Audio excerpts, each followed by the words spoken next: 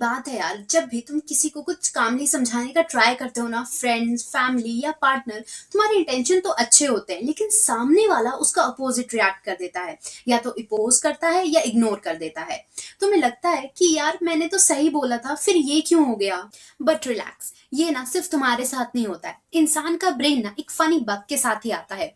जब भी उसे लगता है ना कि कोई उसे कंट्रोल करने का ट्राई कर रहा है, तो वो ऑटोमेटिकली उसे अपोज करने लगता है। और इसमें तुम्हारा कोई गलती नहीं है। तुम्हें ना बस एक स्मार्टर वे नहीं पता है, वो स्मार्टर वे जो इंडिया के लेजेंड्स यूज किया करते थे। तुम्हारी प्रॉब्लम ना सिर्फ ये नहीं है कि कोई तुम्हें सुन नहीं रहा है, तुम्हारी प्रॉब्लम ये है कि जब भी तुम किसी को गाइड करने की कोशिश करते हो ना, तो या तो वो तुम्हारी बातों को इग्नोर कर देता है, या तुमसे आर्ग्यू करने लगता है, या फिर बिल्कुल उसका अपोजिट करता है। अब आउटसाइड से तुम्हें लगता है कि लोग ना यार जिद्दी हैं, लेकिन इनसाइड से तुम्हें फीलिंग आती है कि शायद ना मेरी वॉइस ही पावरफुल नहीं है। तुम बोलते तो हो लेकिन कोई सुनने को तैयार नहीं है। ये फ्रस्ट्रेशन ना धीरे धीरे बिल्डअप होती रहती है और तुम सोचते हो कि यार मैं इतना कामली बोल रहा हूँ, फिर भी कोई मेरी बात ही क्यों नहीं मान रहा है। इस फ्रस्ट्रेशन के पीछे ना एक बहुत बड़ा सवाल छुपा हुआ है कि हमेशा इन्फ्लुएंस करने के लिए फोर्स क्यों लगानी पड़ती है, स्मार्टनेस से काम क्यों नहीं चलता। और इस पॉइंट पे ना हिस्ट्री तुम्हें एक बहुत बड़ा सरप्राइज देती है। इंडियन हिस्ट्री ने ना इस प्रॉब्लम का सॉल्यूशन थाउजेंड्स ऑफ ईयर पहले ही सॉल्व कर लिया था, जिसे आज हम मॉडर्न नेम से जानते हैं, रिवर्स साइकोलॉजी। अब देखो यार, मैं ना तुम्हें कोई मैनिपुलेटिव या टॉक्सिक ट्रिक नहीं सिखाने वाली हूँ। मैं तुम्हें सिर्फ बताऊंगी स्मार्ट और सब्टल स्ट्रैटेजीज जो हमारे इंडियन हिस्ट्री के लेजेंड्स सेंचुरी पहले यूज किया करते थे। जो श्री कृष्ण ने बैटलफील्ड में किया, अशोका ने डिप्लोमेसी में किया, रानी लक्ष्मीबाई ने स्ट्रैटेजीज में किया, शिवाजी महाराज ने वॉरफेयर में किया, चाणक्य ने पॉलिटिक्स में किया एंड अकबर ने नेगोशिएशन में किया। इन सब ने ना सिर्फ एक चीज को मास्टर कर लिया था कि लोगों से बिना फोर्स किए, बिना उन्हें उनसे फाइट किए, बस उनके माइंड को समझ के उन्हें इन्फ्लुएंस कैसे करना है। सो इस वीडियो को ना एंड तक देखना, क्योंकि लास्ट में ना मैं तुम्हारे लिए रिवर्स साइकोलॉजी का simple and real life 10 second formula दूंगी। कुरुक्षेत्र के उस बैटल को इमेजिन करो यार। चारों तरफ धूल उड़ रही है, लोग लड़ रहे हैं, लाशें गिर रही हैं, खून ही खून है हर जगह।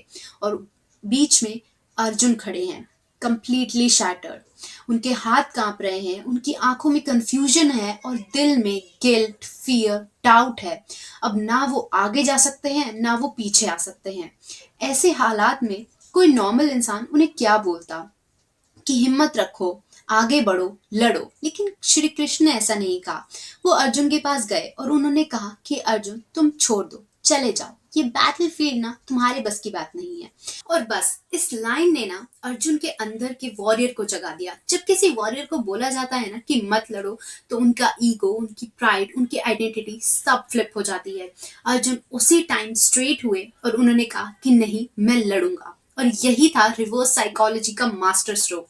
जब भी कोई पर्सन स्टक होता है ना, तो उसे उस सिचुएशन में पुश मत करो, उसे पुल करो, ताकि उसका माइंड जो है वो नेचुरली आगे मूव करे। और श्री कृष्ण को ये बात ना 5000 साल पहले ही पता थी। चाणक्य, जो हमेशा अपने स्ट्रेटेजिक माइंड के लिए ना मशहूर थे, वो कभी भी सीधी बात नहीं करते थे।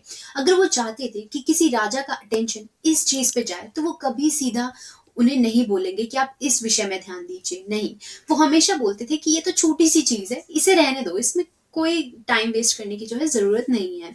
तो राजा का अटेंशन अपने आप उस चीज की तरफ जाता था कि छोटी सी चीज, शायद इसमें कोई बड़ी बात हो सकती है।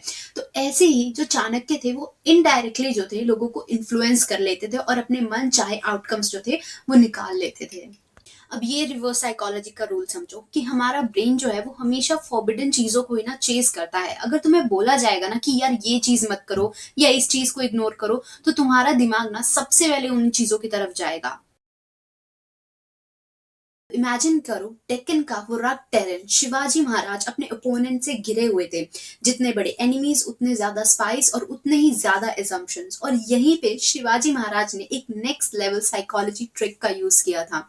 उन्होंने डेलिब्रेटली अपने बारे में जो थे वीक रूमर्स फैला दिए थे। जानबूझकर ये न्यूज फैलाई जाती थी कि जो शिवाजी महाराज के रिसोर्सेज हैं वो कम है, उनकी आर्मी का मोरल लो है, या वो डिफेंसिव मोड में है।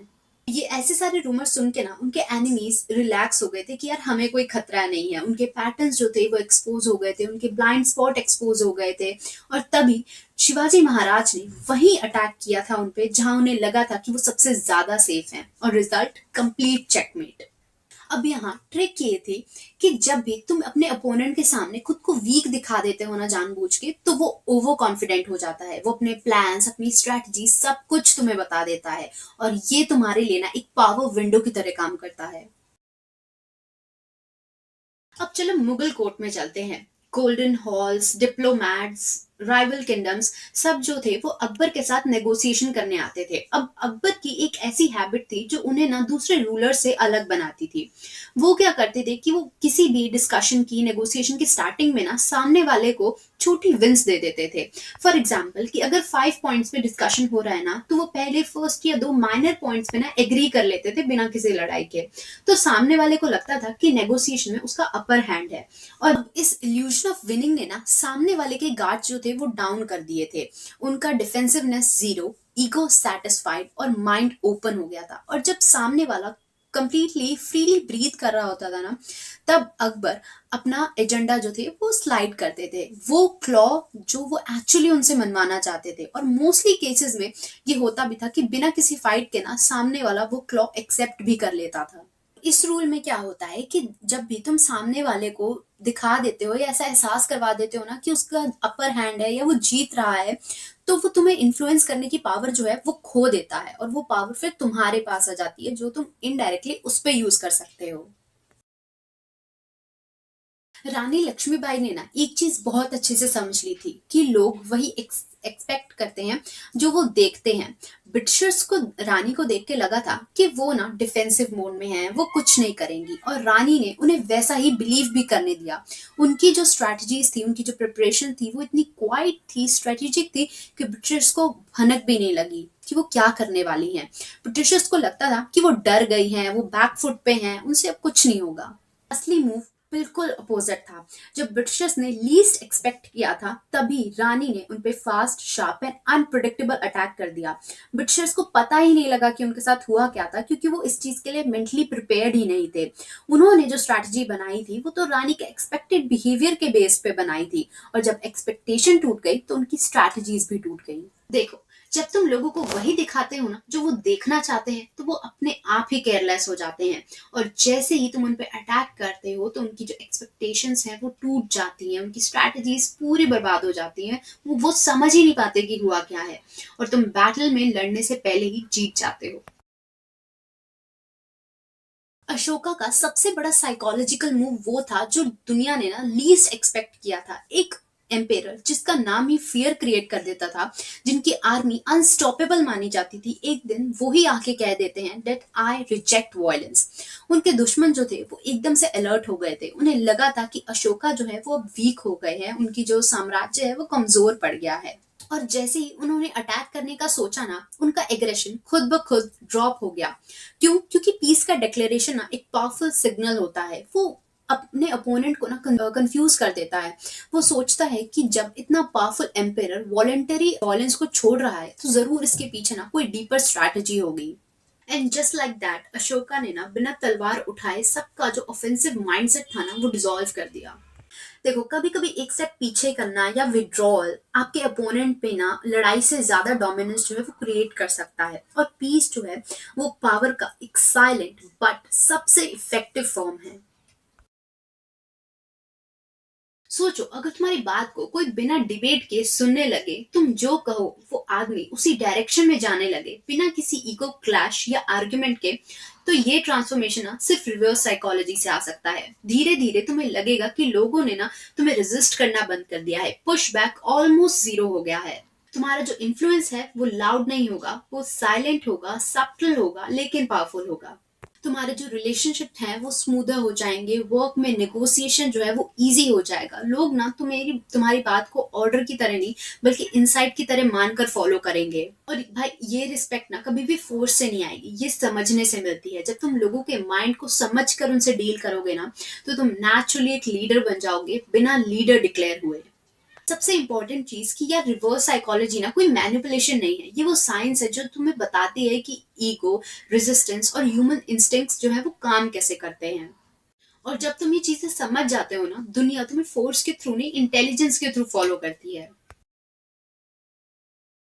इमेजिन सिर्फ एक लाइन बोल के तुम सामने वाले का माइंडसेट शिफ्ट कर सकते हो। ट्रिक बहुत सिंपल है कि एक स्टेप बैक लो, अपोजिट लो और शिफ्ट कर दो।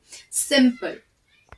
जैसे जब भी तुम्हें किसी को मोटिवेट करना हो ना, तो सीधा ये मत बोलो कि यार ये करो, तुम ना उसका उल्टा बोलो कि शायद ना तू इसके लिए रेडी ही नहीं है अभी। और देखना ये चीज उनके ईगो पे ऐसे हिट करेगी ना, और वो तुम्हें प्रूव करने में लग जाएंगे कि नहीं मैं इसके लिए रेडी हूँ। तो एफर्ट तो उनका हो जाएगा लेकिन डायरेक्शन तुम्हारा हो जाएगा।